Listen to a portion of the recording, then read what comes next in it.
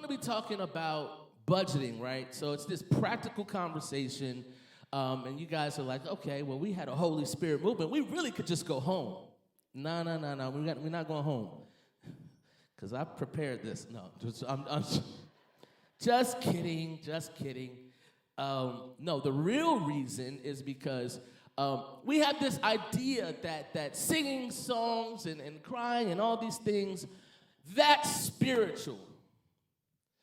But when it comes to living life in a practical way, that is somehow disconnected from spiritual life.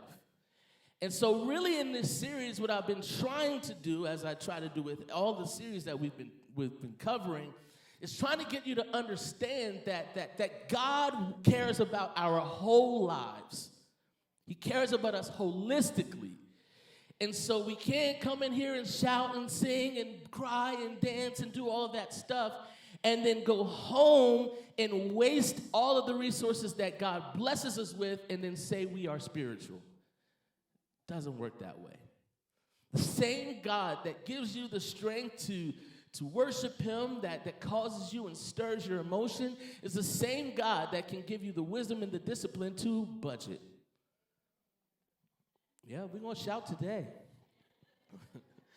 All right, so let's first set up a biblical framework around this idea of budgeting, and we'll look at Proverbs 21:5. It says this, it says, good planning and hard work lead to what? Prosperity, but hasty shortcuts lead to poverty. Last week we talked about the different mindsets, the different money mindsets. We talked about having a poverty mindset. We talked about having an abundance mindset. We talked about having a stewardship mindset. We talked about having a consumer mindset.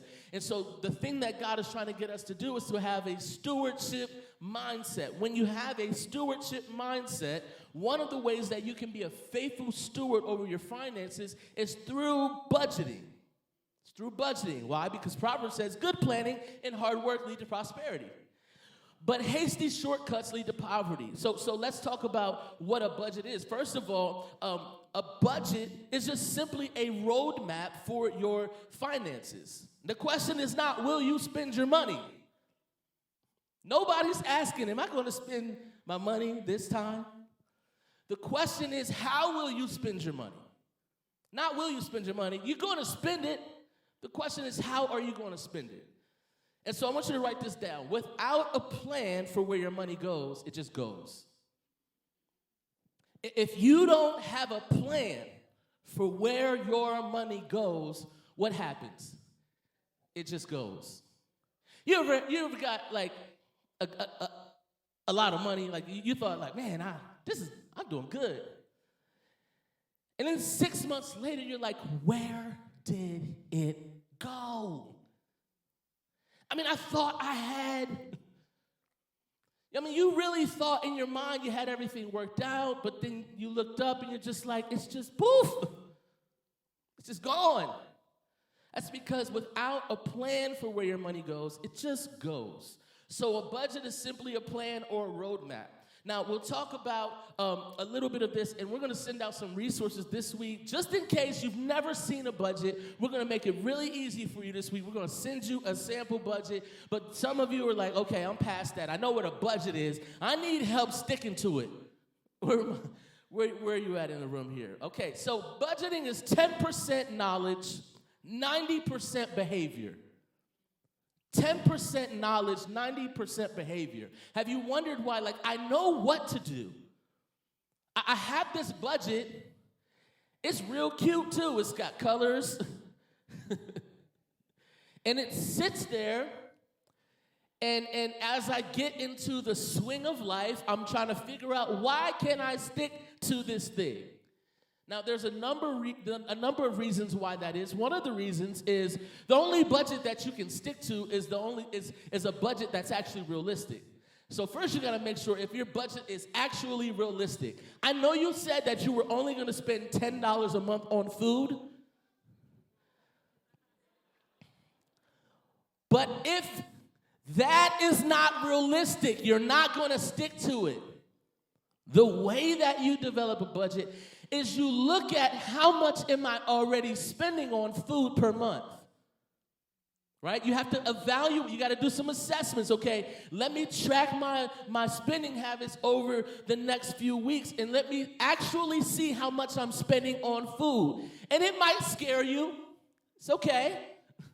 It's okay to be a little afraid. You need to see that number. You need to see that number because you should be afraid. Like, wow, $10,000 a month on food. I didn't even know I made that much. But yeah, you need to see that number, and you need to actually look at that and say, okay, I'm spending this much a month on food. Maybe I can shave that down a few dollars. But if you're saying $10 a month on food, here's my budget. I see $10 a month on food. I'm like, this is not a budget. This is a trophy. You can put it in a trophy case, nice artwork, but it's not a budget. The only budget that you will follow through with is a budget that's actually realistic. Takes into consideration your rhythms, okay? So 10% knowledge, 90% behavior. But here's the other thing about sticking to a budget that I learned from probably one of the most brilliant people that I know, which is my wife, Jenny. So everybody give my wife a hand. Because I am the spender. I like to spend the money. I like to spend, okay?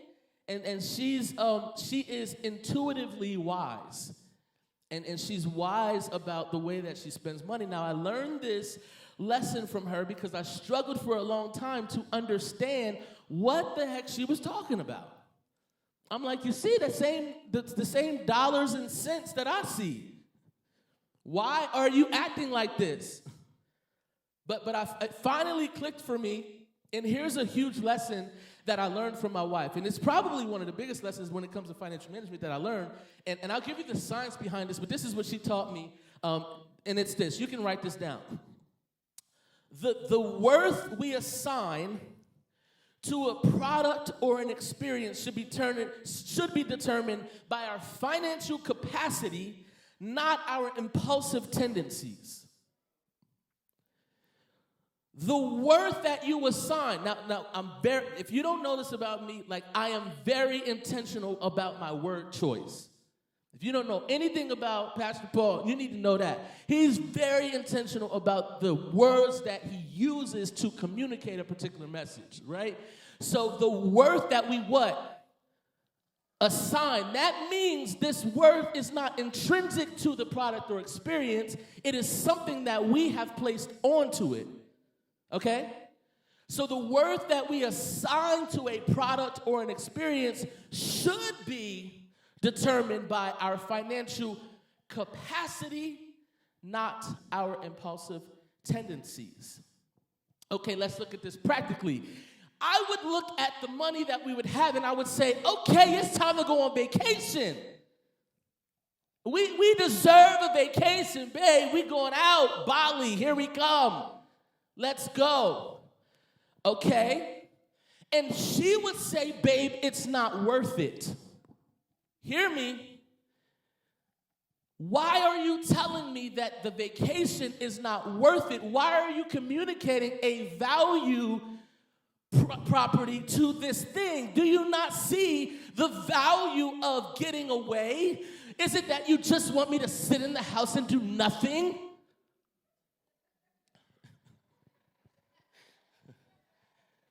Are you trying to make my life miserable? Is this what my marriage is going to be like for the rest of my life? I'm doing that voice because it is childish, so I hope you hear the childish nature of that conversation. But do you not see I thought she didn't see the value of the vacation. But for her, she could not disconnect the value of the vacation from our financial capacity to sustain our lives when we got back from vacation.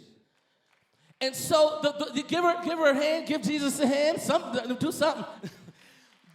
The worth we assign to a product or an experience is not just intrinsic to the thing. I know you see the photos and the pictures and everybody's having fun. I see the vacations and I want to go too.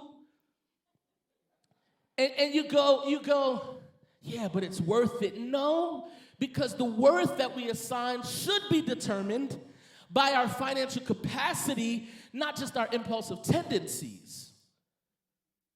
And so I would think like, oh, babe, I know you like nice things. Like, see that Gucci bag? You know, I can grab that for you right quick. Now, many women would be like, well, sure, grab me the bag. Not Jenny. Because she's going to look at the account. She's going to move the numbers around. And she's going to say, no, it's not worth it. Now, Gucci and all these luxury brands, they have intrinsic value because of what they are and what they represent. It's a status symbol. But you have to understand that when we assign worth to something, we respond to it a certain way, which is why worship is so important, because we are supposed to assign infinite worth to our Creator, and there's a certain way that we're supposed to respond to Him. Worship is a natural response to something or someone that has significant worth. So if I want you to worship something or someone, I don't have to make you do it. I just have to convince you it's worth it. When I put worth in front of you, you already respond because you're programmed in that way. When somebody walks in here, somebody rolls up with a Tesla, and you go, oh, who that? I bet they tithe good.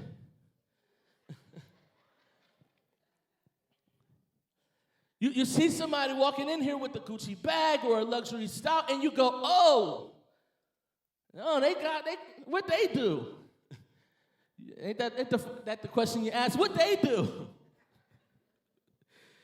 As if people can't do things that make money, but like, because I'm trying to do what they do. That's really the... But here's the thing. If I were to say, hey, I want to get you this Gucci bag, she's going to look and say, it's not worth it. Why? Because it does not matter if we have a Gucci bag, but 3 months from now, we enter into a financial crisis and cannot respond to it.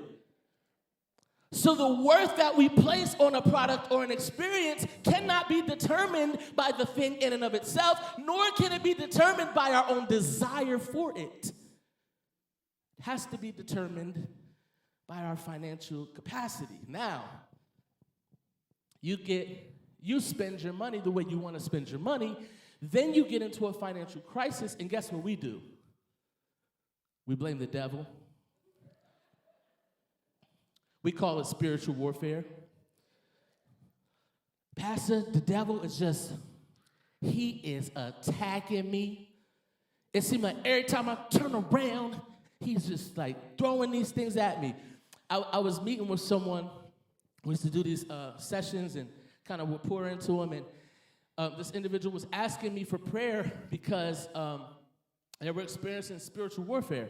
And so I'm a naturally inquisitive person. So I'm going to ask more questions than I am going to give you answers. Okay, so I'm thinking, okay, so what are you going through? And this person's just like, well, we just got this daycare bill, and we thought we had paid it, but then they sent us we were behind, and then at the same time that we got our daycare bill, we were driving on the road, and then something was going on with our car. I took the car to the shop, and the bill that they gave me, the bill that they gave me was crazy.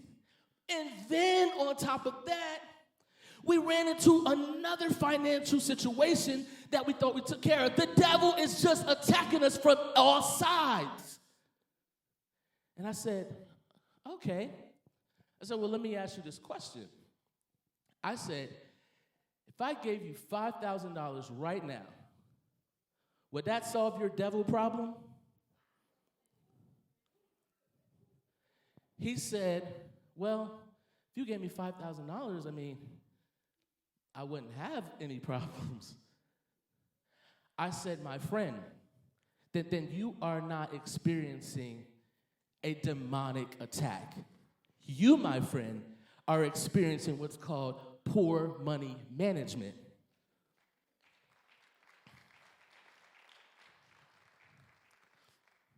And we have to get to a place where we stop blaming the devil on our lack of discipline. The devil didn't make you do it. The devil didn't send you that bill. You purchased the service. You signed up for the subscription. You did the thing. You spent the money. You got in over your head, and now you are left with the consequences. And so the devil's not attacking you. You are in this because of your own decisions, and you can get yourself out of it, but you are not going to be able to get yourself out of it without discipline. And so I'm not going to pray for a single person who's saying the devil's attacking me with a bill. Because my question is, where did the bill come from? Did you sign up for the thing? No, don't hear me. I don't want you to feel like I'm being dismissive to circumstances that are out of control, because let's just talk about medical bills for a second. It's out of this world. Now that's demonic. Nothing I can say about that. I mean, it's just crazy what they're charging these days. And insurance is no help. I'm just playing. But I told you that my wife is intuitively brilliant because I speak the language of like facts, data and details. And so as we're having these conversations, I'm like, but we have this amount in the account, the vacation costs this amount. What are you talking? I need the details, the breakdown on why. And she's just intuitively brilliant. So she just knows that, nope, that's not wise to do, because when we get back, something may happen. We may need that. And every time she's right, I hate to admit it, she's right. And so listen to the voice of wisdom, husbands or wives, if your husband is the budgeter. You weren't supposed to clap on that. Okay, so then I started looking into this, and I go, oh, like, there's a science behind what she was actually teaching me. And so if I know I've got some accountants that go to our church, and some accountants may be in the room today, but there's something in accounting called the opportunity cost concept. And the opportunity cost concept states that whenever you choose to spend your money on one thing, you're giving up the opportunity to spend it on something else. For example, let's say you have $50 and you're considering going to grab dinner with friends. You can do that, but let's say your car needs gas. If you go and you only have $50 and you spend it on dinner with friends, you are doing it at the cost of opportunity to be able to put gas in your vehicle. Are you following me? So opportunity cost is I am choosing this thing at the expense of this other thing. And so when it comes to the decisions that you are making financially, you need to weigh the opportunity cost. It's not just how much it costs in terms of the dollar amount. It is what opportunity are you forfeiting to do this particular thing. Now you say, well, dinner with friends is worth it. Haven't been out, it's worth it. Well, let's say, I said your car needs gas, but it takes gas to get to the dinner. It takes gas to get home from the dinner. It takes gas to go back to work the next day. But you decided to go to dinner instead of putting the gas in your car. Now you got to pray for God to provide for you. Because Friday is here and you've run out of gas and you can't even get to work. So now the church has to get involved because you're sending a prayer request.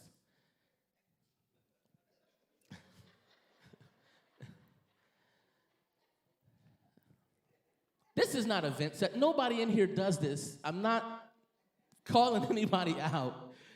But in my experience, I've seen this a few times.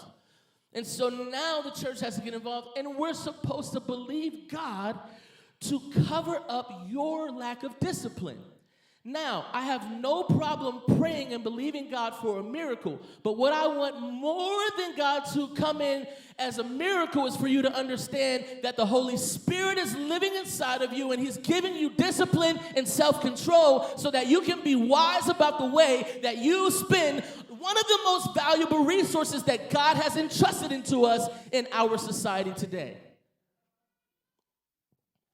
Now, there are things outside of our control, and for those things, I believe God. And I'd be happy to partner with you in faith for those things that are outside of our control and to see God work supernaturally. When we don't consider the opportunity costs, we begin to emphasize our wants and ignore our means.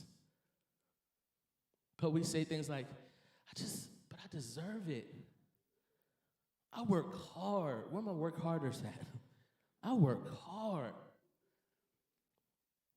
And so the way that we convince ourselves is, if I spend this, I'm not being wasteful, I'm rewarding myself. And I need you to understand this, and you can write this down. Spending more than you make is not self-care, it is self-sabotage. You are not going to get the peace and the relaxation that you need if you go on vacation and you know when I get back, I'm broke. There's no peace there. But you'll do it up for the gram. You see this? You see where I'm at? You see where I'm at? Yeah, wait till you get back. You're going to be in the house. That's where you at. You want me in the house, lights off, beans, oodles in the cup of noodles. And then we on the gram talking about, how was vacation? Oh, it was crazy. You should have been there. Oh, and they just like, I'm so jealous. There's no reason to be jealous off of something you see on the gram because you don't know what's going on behind the scenes. Spending more than you make is not self-care. Let me tell you something. Budgeting is a form of self-care.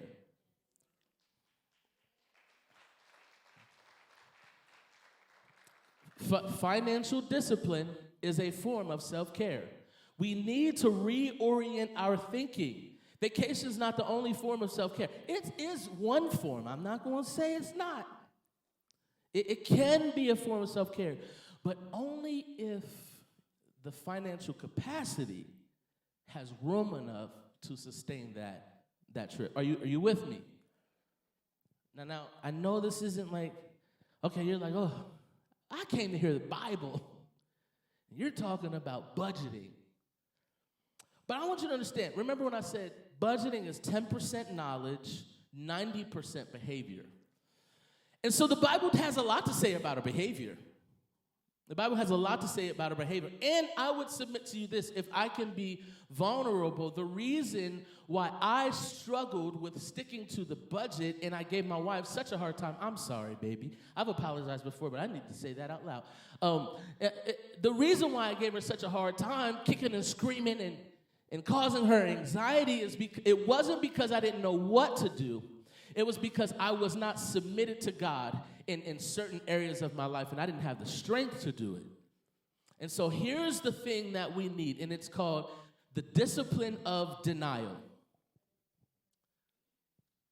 If you're going to stick to a budget, the thing that you need most is the discipline of denial. Now, what is that? The discipline of denial was this. And this is actually a quote from Abraham Lincoln. I thought this was funny, but I decided to use it anyway.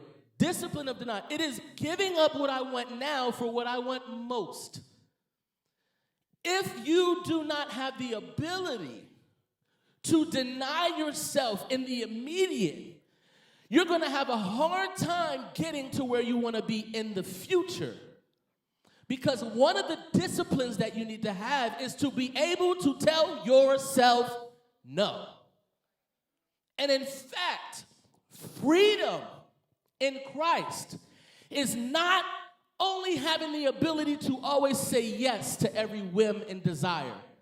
When you step into freedom that Christ provides, it is the ability to say yes and no. And so people have freedom twisted. Oh, I've got liberty and freedom in Christ to do this and this and this. No. A part of that liberty and freedom is the ability to tell your flesh no. Now, before Christ, you don't have the power to do that. Every time your flesh gets to knocking, every time your whimsical desires call for you, you come running like, yeah, let's do it. Let's get into something that we ain't supposed to get into. Every time it comes knocking, you say yes, yes, yes, yes. Freedom is not only saying yes, it is also having the ability to tell yourself no. Why? Because I'm not a slave to anything. The discipline of denial is giving up what you want now for what you want most. God knows two things about you that maybe you don't know about yourself. You're not going to love everything that you want now. There's some stuff that you're praying about that he's telling you no to, and it's because he knows that 10 weeks from now, you're not going to love it. You're not going to want it. And so God has to balance and manage your expectations of him with his plan and his purpose for you, and somehow keep you in good spirits when he tells you no. But you keep praying, you keep believing, you keep asking, and he's not answering because he doesn't want that for you, because he knows that you only want this momentarily. And so you got to understand and trust God's wisdom. You won't love everything that you want now, and the things that you want most don't always excite you right now. They don't always excite you right now. Can I pick on some people for a second? I'm going to pick on some single people in the room. Okay? I know what you want most when it comes to a relationship. But can I be honest? The thing that you want most in relationships isn't always the thing that excites you right now. You want someone who's going to be there till the end. You want someone who is committed to you. You want someone who is faithful. You want someone who is going to hold you down, who's going to love you for who you are, who's going to support you in tough times, who's going to honor you as a queen or a king. You want someone who's going to sacrifice with you and partner with you. But sometimes that can be packaged in a form that doesn't necessarily excite you. I'm trying to say it in a way, if you could just follow me where I'm trying to go here, you say, oh, there's no good men, there's no good women out there. That ain't true. It's just the ones that are there don't excite you. Y'all gonna lie? You're gonna lie? I mean, there's no more faithful men. There are plenty of faithful men. You just think they're ugly.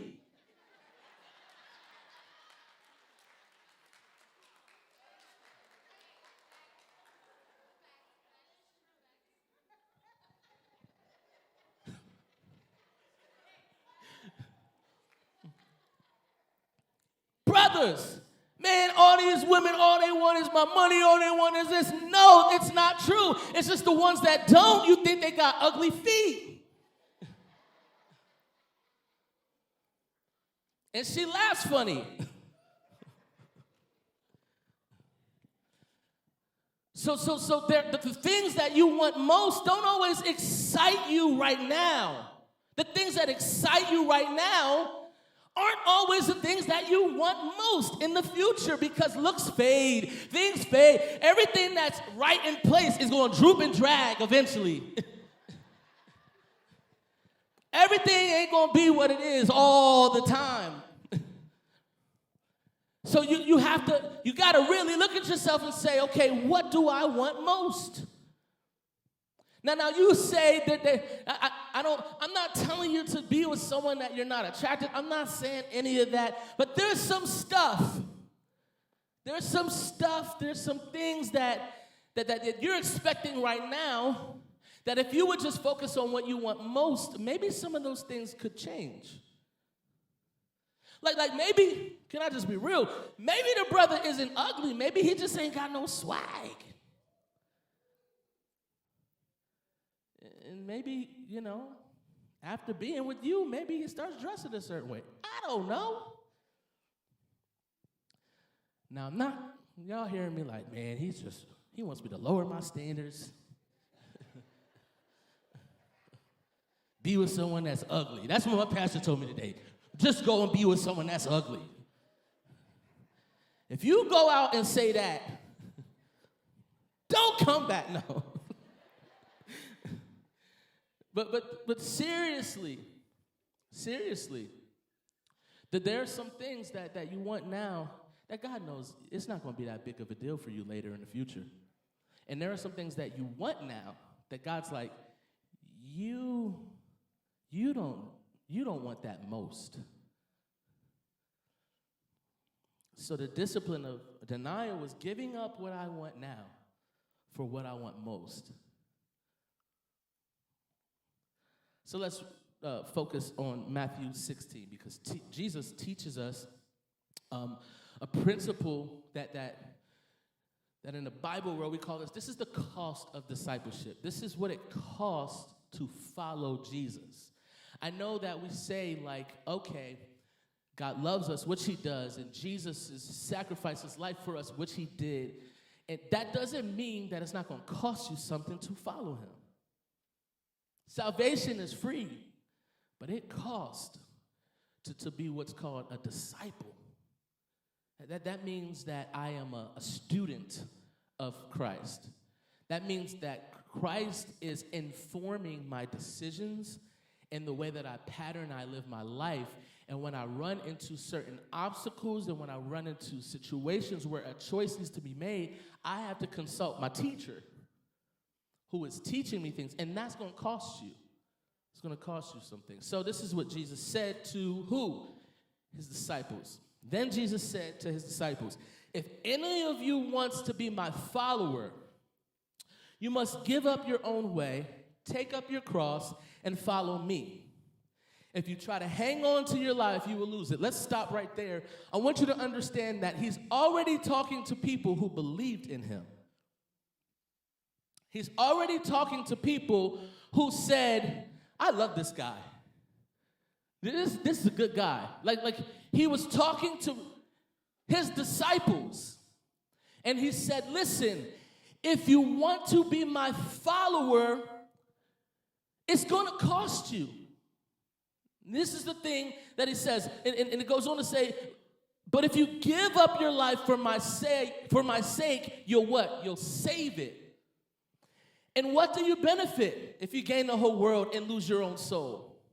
Is anything worth more than your own soul? So Jesus is talking to his disciples, and he's trying to teach them, like, listen, you're going to have to give up some stuff.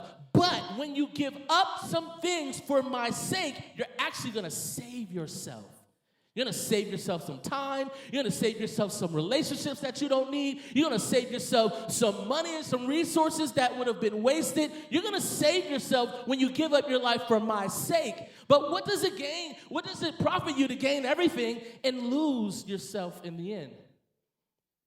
What does it profit you to spend all the money that you have and lose everything that you have in the end? What does it profit you to date all the people that look the way that you want them to look and then lose yourself in the process of getting to know them? You become someone that you don't even recognize, all because you like the way they said hello.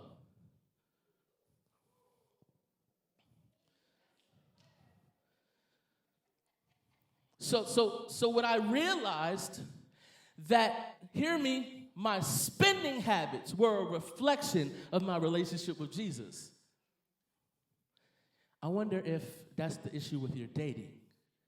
I wonder if that's the issue with your marriage.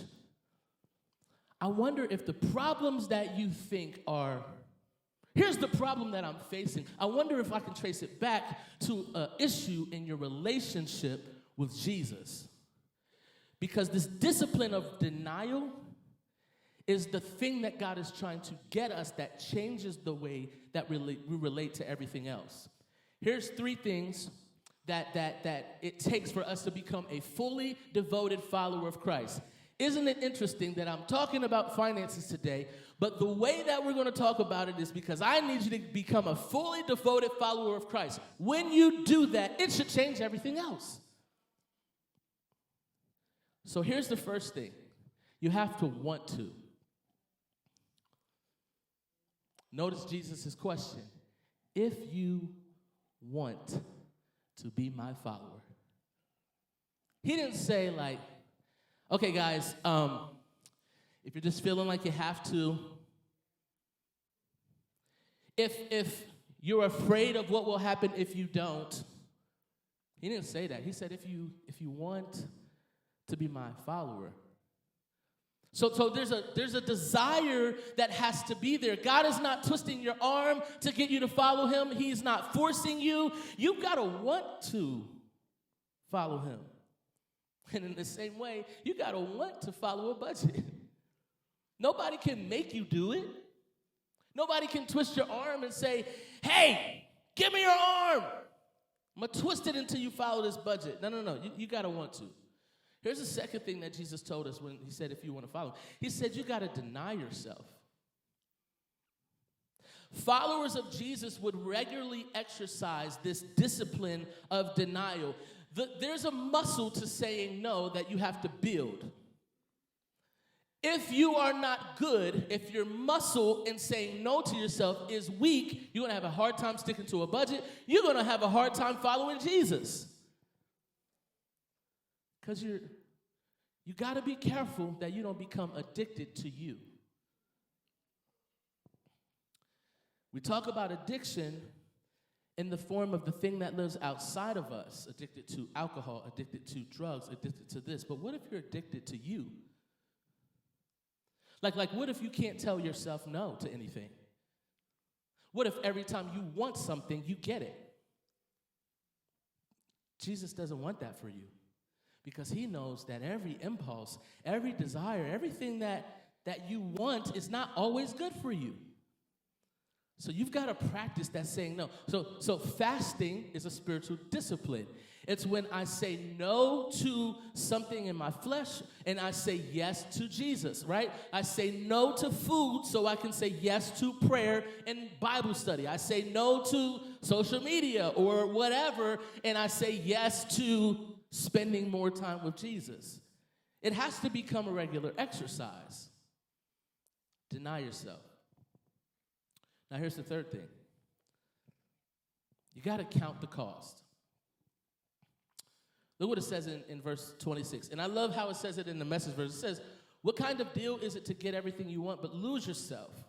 What could you ever trade your soul for? Jesus tells his followers regularly, hey, count the cost of what it means to follow me before you start to follow me. Otherwise, you're going to be mad and miserable on the journey. You need to know what you're getting into up front. Same thing is true about budgeting. You got to want a budget. You got to be able to say no to yourself, and you got to count the cost. You got to know what you're getting yourself into before you do it. Otherwise, you're going to be miserable the whole time. Count the cost. Now, the same story that we just read in Matthew, I'm going to read a portion of it in Luke. Look what it says in Luke 14. This is the same story, but Luke includes this detail that Matthew didn't include. It says, Jesus is saying, but don't begin until you count the cost.